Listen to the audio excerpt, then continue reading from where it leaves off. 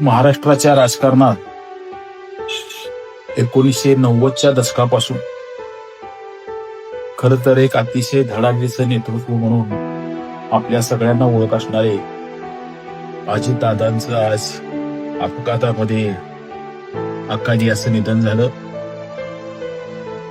कार्यकर्त्यांनी काम कसं करावं, कामाच्या दर्जाबद्दल लोकप्रतिनिधींनी किती जागरूक असावं, विधिमंडळाच्या सदस्यांनी कोणत्या मर्यादांचं कसं पालन करावं, किंवा मंत्री म्हणून विधिमंडळाचं कामकाज कसं करावं, अशा अनेक दृष्टीनं स्वतःची एक वेगळी ओळख निर्माण केलेला लोकप्रतिनिधी आज आपल्यातनं गेला.